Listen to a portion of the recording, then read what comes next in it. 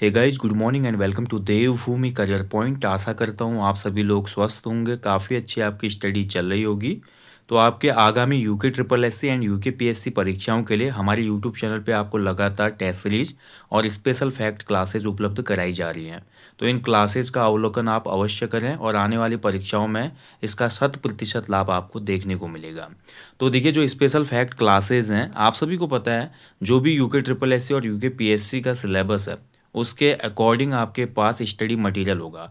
बाज़ार में मिलने वाली जो कॉमन किताबें हैं जो इस सिलेबस को कवर करती हैं, इसके इतर दोस्तों मैं यूके ट्रिपल एससी पैटर्न पर जो आपके डीप फैक्ट वाले क्वेश्चन बनते हैं या कुछ अलग क्वेश्चन बनते हैं जो कि अलग अलग किताबों में शामिल हैं, उनको एकत्र करके आपके लिए सामान्य हिंदी, उत्तराखंड जीके और जीएस की स्पेशल फैक्ट क्लासेस उपलब्ध करा रहा हूँ, ताकि इस प्रकार का कोई भी क्वेश्चन एग्जाम में बनता है जो आपकी कॉमन किताबों में नहीं है तो उसका भी आप आसानी से आंसर कर पाएँ।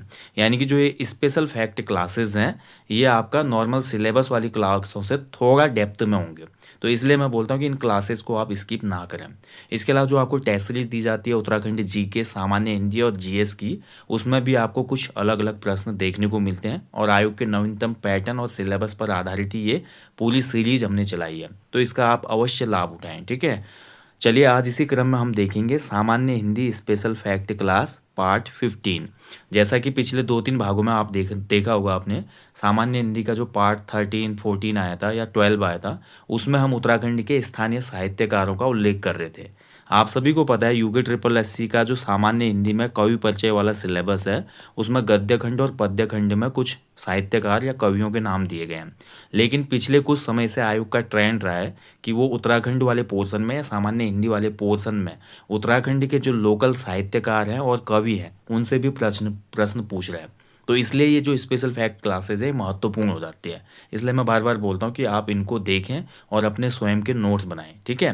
बाकी देखिए, अगर आपको डिटेल में सिलेबस वाली क्लासेज चाहिए, कंप्लीट फाउंडेशन कोर्स है, तो हमारे एप्लीकेशन स्टोर पे मिल जाएगा और वहाँ पर आपको वीडियो लेक्चर मिलते हैं। उन लेक्चर्स को देख के अपने स्वयं के नोट्स अवश्य बनाएं। मैं हमेशा आपसे रिक्वेस्ट करता हूँ कि अपने नोट्स खुद बनाएं। कोई कॉपी पेस्ट वाला मटेरियल ला के पीडीएफ से डायरेक्ट रिवीजन करके एग्ज़ाम बहुत मुश्किल से निकलता है, क्योंकि अब वो दौर चले गया जब आप क्वेश्चनों को रटते थे और डायरेक्ट आपका क्वेश्चन एग्जाम में पूछा जाता था।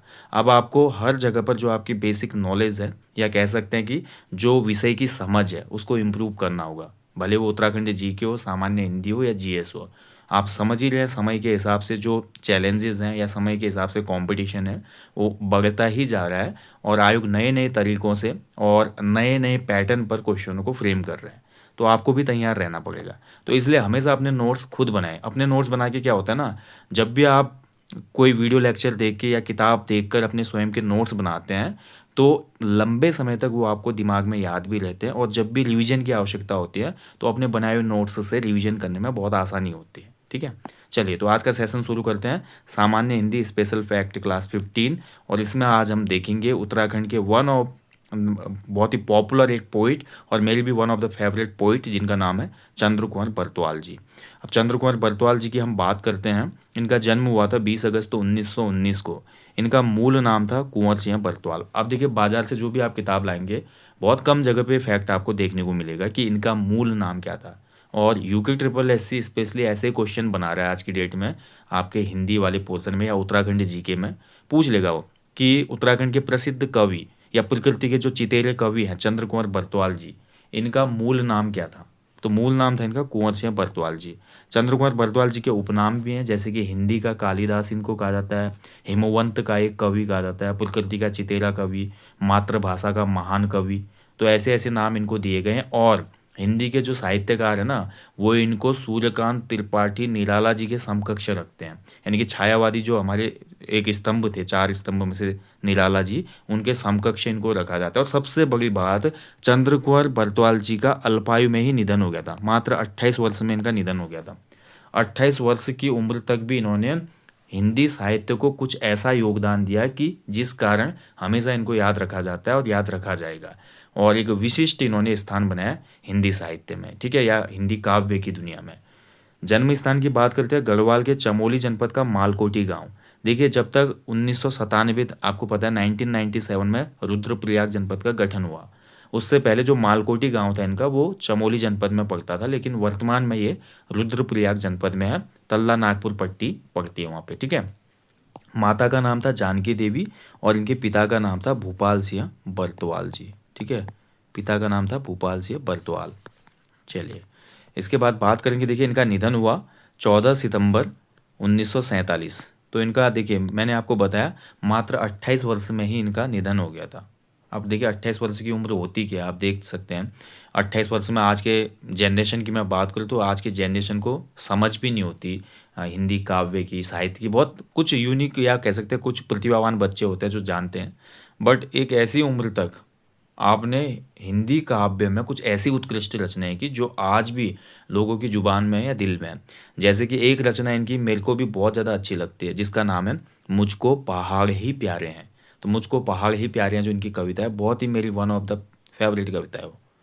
तो 14 सितंबर 1947 को पंचतत्व में विलीन हो गई है और इनकी कर्म भूमि रही रुद्रप्रयाग। इनकी शिक्षा जो हुई प्रारंभिक उड़ामांडा में हुई थी 1929 में। उसके बाद जो मिडिल स्कूल इन्होंने किया नागनाथ पोखरी, पोखरी जो आपका एक स्थान है आपका, ठीक है। नागनाथ जो हमारी पट्टी है पूरी वहाँ पे पड़ता है, पोखरी चमोली में है वर्तमान में। हाई स्कूल इन्होंने म्यासमोर हाई स्कूल पौड़ी गढ़वाल से इन्होंने किया था, ठीक है। और इंटरमीडिएट इन्होंने किया डीएवी कॉलेज देहरादून से। उसके बाद बीए के लिए चले गए इलाहाबाद विश्वविद्यालय 1939 में। और एमए जब ये कर रहे थे लखनऊ विश्वविद्यालय से, प्राचीन भारतीय इतिहास में इन्होंने जैसे ही प्रवेश किया था उसी बीच इनको हो गया था ट्यूबरकुलोसिस, ठीक है, जिसको टीबी कहा जाता है। तो टीबी की डिजीज़ हो गई इनको, और उसी टीबी की डिजीज़ से दिन प्रतिदिन कमज़ोर होते होते इनकी मृत्यु हो गई थी। इसीलिए 28 वर्ष में ही ये पंचतत्व में विलीन हो गए थे, ठीक है, टीबी रोग की वजह से। अन्यथा अगर ये इनका अगर जीवन चक्र ज़्यादा होता तो आज इनकी और अधिक और ज़्यादा कह सकते हैं कि जो प्रकृति के निकट रचनाएं थी वो आपको पढ़ने को मिलती। और हो सकता है कि हिंदी काव्य में पूरे भारतवर्ष में ही हिंदी काव्य रचनाओं में प्रकृति के सबसे उत्कृष्ट कवियों में इनका नाम लिया जाता है। लेकिन समय का पहिया है और अल्पायु में ही हम सबको छोड़ के चले गए थे। और जो इन्होंने भाषा प्रयोग की अपनी रचनाओं के लिए, तो साहित्यिक खड़ी बोली का इन्होंने प्रयोग किया। ऐसे प्रश्न भी बहुत महत्वपूर्ण होते हैं। सीधे क्वेश्चन बन जाएगा कि चंद्र कुंवर बरतवाल जी की जो काव्य रचनाएं रही उसमें उन्होंने किस प्रकार की भाषा का प्रयोग किया है, तो साहित्यिक खड़ी बोली का प्रयोग किया है। अब प्रमुख रचनाएं देखते हैं इनकी। सबसे पहले कविता संग्रह। तो कविता संग्रह देखिए आपका इनका सबसे महत्वपूर्ण जो कविता संग्रह है, तो कविता संग्रह जो इनके प्रकाशित हुए ये आपके कवि मित्र थे इनके शंभू प्रसाद बहुगुणा और अन्य के सहयोग से प्रकाशित हुए। यानी कि इनके कवि मित्र थे शंभू प्रसाद बहुगुणा, तो उनके सपोर्ट से इनकी ये जो कविता संग्रह है ये प्रकाशित हुए, जिसमें नंदिनी है 1946, सुंदर असुंदर 1949, विराट ज्योति 1950 में प्रकाशित हुई, साकेत परीक्षण 1950 में।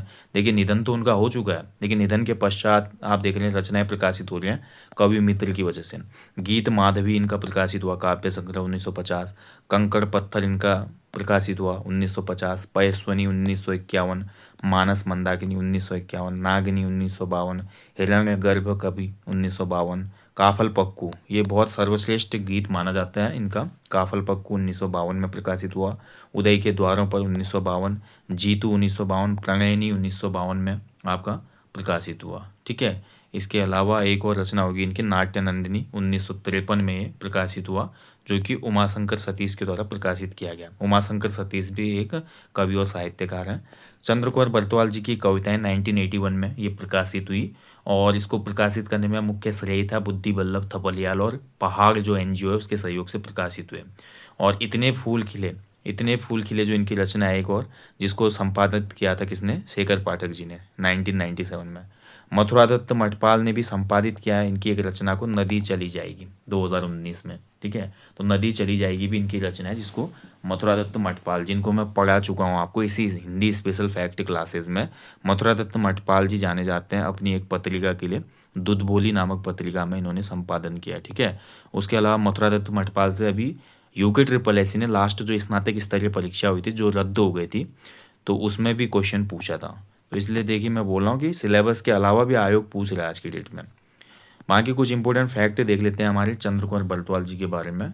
इनका उपनाम है हिंदी का कालिदास इनको कहा जाता है, हिमवंत का एक कवि, प्रकृति का चितेरा कवि, मातृभाषा का महान कवि इनको कहा जाता है। इसके अलावा देखिए सूर्यकांत त्रिपाठी निराला, सुमित्रा नंदन पंत, महादेवी वर्मा, यशपाल प्रभृति साहित्यकारों से परिचय और संपर्क था। और सूर्यकांत त्रिपाठी निराला के समकक्ष ही इनको रखा जाता है। ठीक है, जिस प्रकार से ये कविताएं रचित करते थे तो निराला जी के समकक्ष इनको रखा जाता था। अब देखिए हिमवंत का जो कवि थे, इनके जीवन काल मात्र 28 वर्ष 24 दिन का रहा। इन्हें अपनी मृत्यु का पूर्वाभास हो चुका था, जिसकी अभिव्यक्ति इन्होंने कविताओं में की है। 27 जनवरी 1947 को ख्याति लब्ध साहित्यकार यशपाल को प्रेषित चंद्रकुमार बरतवाल के पत्र से भी इसकी पुष्टि होती है। तो बरतवाल जी को पता चल चुका था कि टीबी के कारण अब मैं बच नहीं पाऊंगा। तो उस समय के प्रसिद्ध जो साहित्यकार थे यशपाल, यशपाल जी की भी बहुत सी रचनाएं हैं, अभी सिलेबस में नहीं है तो आपने शायद ना पढ़ी हो। तो यशपाल जी को इन्होंने एक पत्र लिखा था। और पत्र क्या लिखा था देखिए, प्रिय यशपाल जी, अत्यंत शोक है कि मैं मृत्यु शैया पर पड़ा हुआ हूँ और 20-25 दिन से अधिक नहीं बचा रहूँगा। सुबह को 1-2 घंटे बिस्तर से मैं उठ सकता हूँ और इधर उधर अस्त व्यस्त पड़ी कविताओं को एक कॉपी पर लिखने की कोशिश करता हूँ। 20-25 दिनों में जितना लिख पाऊंगा आपके पास भेज दूंगा। देखिए कितनी मार्मिक पंक्तियां हैं। और जब ये पंक्तियां यशपाल के पास पहुंची होंगी, यशपाल जी के पास, तो आप सोच सकते हैं कि जीवन का अंतिम चक्र चल रहा है किसी व्यक्ति का, पता है कि मेरी मृत्यु निश्चित है। मृत्यु निश्चित होने के बावजूद आदमी अपनी जो जो उसकी जो उन्होंने लेखन अपना जमा किया हुआ है या जो कार्य वो कर रहे थे इस प्रकृति के लिए या जो भी अपनी रचनाओं के लिए, तो उसको भी वो संयोजित करने का काम कर रहे थे। नहीं तो अंतिम दिनों में क्या होता है, आदमी सिंपली सोचता है कि अब तो मरना है, क्या करना है, सब कुछ छोड़ना है। तो ये कहीं ना कहीं आपके लिए देखिए एक मोटिवेशन भी लाता है। जिंदगी कितने ही कठिन मोड़ पर भी हो तो आपको घबराना नहीं चाहिए। जिंदगी हमेशा एग्जाम लेती है, आपका परीक्षा लेती है। ठीक है, और मैं हमेशा बोलता हूँ कोई भी नौकरी जिंदगी से बड़ी नहीं होती। और संसार का सच ही है कि एक दिन सभी को मरना है। तो हमेशा आपको मोटिवेटेड रहना चाहिए, खुश रहना चाहिए, मेहनत करनी चाहिए, लेकिन परिणामों से विचलित नहीं होना चाहिए। 1-2 दिन दुख होता है कोई बात नहीं, लेकिन हमेशा उस दुख में या हमेशा उस एक्सक्यूज़ को अपने आप को सही साबित करने के लिए लोगों के बीच प्रेजेंट करना आपकी वीकनेस बन जाते हैं। कई बार मैं बच्चों को देखता हूँ, यार मैं तो आधे नंबर से रह गया, 1 नंबर से रह गया। बार बार वो यही बखान करके खुद को प्रूव करने की कोशिश करते हैं उस ढोंगी समाज के आगे जिनको आपकी कोई परवाह नहीं है। आप अपनी असफलता को स्वयं स्वीकार कीजिए और आगे बढ़ने का साहस रखिए। यकीनन एक दिन आप सफल होंगे। ठीक है, छायावाद से लेकर प्रयोगवाद तक काव्य सर्जन कर हिंदी साहित्य की समृद्धि में इनका उल्लेखनीय योगदान रहा। हिमालय और पर्वतीय प्राकृतिक सौंदर्य पर आधारित अनेक कविताओं का प्रणयन इन्होंने किया। काव्य धन की प्रचुरता के संबंध में कवि का एक वक्तव्य आप देख सकते हैं कि काव्य धन इनके पास कितना था, यानी कि कविताएं लिखने का जो कविताएं लिखने की जो शैली थी या कविताएं लिखने में कितने मगन थे, तो आप देख सकते हैं। इनकी पंक्तियां देखिए, मेरे पास आज इतना धन है देने को, नए फूल हैं पाँवों के नीचे बिछने को, नए मेघ हैं नए चांदनी है, नव यौवन, निर्मल मन है और स्नेह से छल छल लोचन। वाह, आप फील करके देखिए ना इसको। मेरे पास है आज इतना धन देने को, नए फूल हैं पाँवों के नीचे बिछने को, वाह, नए मेघ हैं नई चांदनी है, नव यौवन, निर्मल मन है और स्नेह से छल छल लोचन। वाह, मतलब प्यार छलक रहा है उनके लोचन मतलब आंखों से। करुण और वेदना की अभिव्यंजना, देखिए करुण और वेदना की अभिव्यंजना पर इनकी जो पंक्ति है वो भी आप देख सकते हैं। मुझे प्रेम की अमरपुरी में अब रहने दो, मतलब करुणा भी है और वेदना भी है इन पंक्तियों में। देखिए, मुझे प्रेम की अमरपुरी, पुरी मतलब नगरी, मुझे प्रेम की अमर नगरी में अब रहने दो, अपना सब कुछ देकर कुछ आंसू लेने दो। वाह। मैकाले के खिलौने इनकी ही एक कविता है। मैकाले के खिलौने में इन्होंने कवि ने क्या किया है, बुद्धिजीवियों और रूढ़िग्रस्त जो समाज था उस पर तीव्र व्यंग्य किया है। तो मैकाले के खिलौने जो है ये चंद्रकुमार बरतवाल जी की कविता है। इसमें इन्होंने क्या बोला है कि जो समाज के उसमें समकालीन बुद्धिजीवी थे, क्योंकि देखिए 1947 में इनकी मृत्यु हो रही है और 47 में आप देखेंगे कि देश आज़ाद नहीं हुआ था अभी। ठीक है, मतलब देश आज़ाद तो हो चुका था लेकिन उससे पूर्व कविताएं लिखी होंगी। देश की आज़ादी के 1 माह के अंदर ही आप देख रहे हैं 15 अगस्त 1947 को देश आज़ाद हुआ था और 1 माह के अंदर यानी कि 14 सितंबर 1947 को इनकी मृत्यु हो गई थी। तो तब तक इन्होंने जो भी रचनाएं लिखी होंगी तो समाज में उसमें बहुत से ऐसे लोग थे जो ब्रिटिश राजभक्त थे, अंग्रेजों की चाटुकारिता करते थे। उन्हीं पर एक व्यंग मारा है, मेड इन जापान खिलौनों से सस्ते हैं लार्ड मैकाले के, ये नए खिलौने इनको लो, पैसे के 100-100 200-200। देखिए ज़मीर बिकने की बात हो रही है। ये सदा रहेंगे बन के सेवक, हर रोज़ करेंगे झुक सलाम, है कहीं नहीं इस दुनिया में मिलते इतने काबिल गुलाम। यानी कि उसमें समाज के जो बुद्धिजीवी और रूढ़िग्रस्त राजभक्त थे, अंग्रेजों के अत्याचार सहने के बावजूद उनके कृपा पात्र बने हुए थे, तो उन व्यक्तियों पर ये प्रहार करती हुई व्यंग्य था, मतलब कविता थी। समझ पा रहे होंगे आप, ठीक है। बाकी देखिए, कवि की अमर कविता नवयुग में मानसिक गुलामी और के विरुद्ध उठ रही आवाज़ और स्वतंत्रता प्राप्ति की ओर अग्रसर भावधारा का आह्वान भी किया इन्होंने। तो कवि की जो अमर कविता नवयुग है, नवयुग में इन्होंने बोला है, आओ हे नवीन युग, आओ हे सखा शांति के, चलकर झरे हुए पत्रों पर गत अशांति के, आओ बर्बरता के सौ पर अपने पग धर, खिलो हंसी बनकर पीड़ित उर के अधरों पर। देखिए, काफल पक्कू को हिंदी के सर्वश्रेष्ठ गीत के रूप में अंगीकृत कर प्रेमी अभिनंदन ग्रंथ में स्थान प्राप्त है। तो मैंने आपको बताया कि जो काफल पाक्कू, हिंदी काफल जो होता है स्थानीय फल होता है उत्तराखंड में एक, ठीक है। और इस काफल पाक्कू को इन्होंने हिंदी का सर्वश्रेष्ठ गीत बना दिया। अब काव्य संग्रह तो इनका आपने देखा, लेकिन इसके अलावा इनकी कुछ प्रसिद्ध कविताएं भी हैं। इन कविताओं को भी आप याद कर लेना थोड़ा। हिमवंत कविता लिखी इन्होंने, पूजा लिखी, मैकाले के खिलौने कविता लिखी, जयगान कविता लिखी, नवयुग कविता लिखी, नवीन युग, अभिशाप, नव प्रताप, क्यों न कहा, काफल पक्कू, विवाहिता।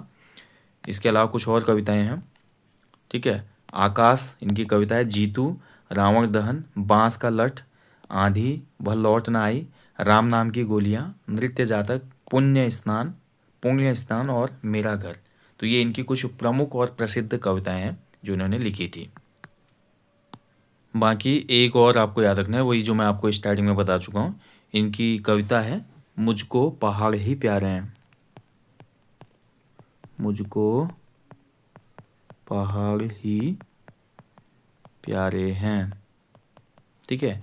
तो मुझको पहाड़ ही प्यारे हैं, प्यारे समुद्र मैदान जिन्हें नित रहे उन्हें वही प्यारे, मुझको तो हिम से भरे हुए अपने पहाड़ ही प्यारे हैं, पाँवों पर बहती है नदियाँ, करती सुतीक्ष्ण गर्जन ध्वनियाँ, माथे के ऊपर चमक रहे नभ के चमकीले तारे हैं, आते जब प्रिय मधु ऋतु के दिन गलने लगता सब और तुहिन, उज्ज्वल आशा से भर आते तब कृस तन झरने सारे हैं, छायाओं में होता कुंजन, शाखाओं में मधुरिम गुंजन, आंखों के आगे वंसरी के खुलते पट न्यारे न्यारे हैं, छोटे छोटे खेत और आड़ू सेबों के बागीचे, देवदार वन जो नभ तक अपनी छवि जाल पसारे हैं, मुझको तो हिम से भरे हुए अपने पहाड़ ही प्यारे हैं। हाँ, मुझको पहाड़ प्यारे हैं, अपने पहाड़ ही प्यारे हैं।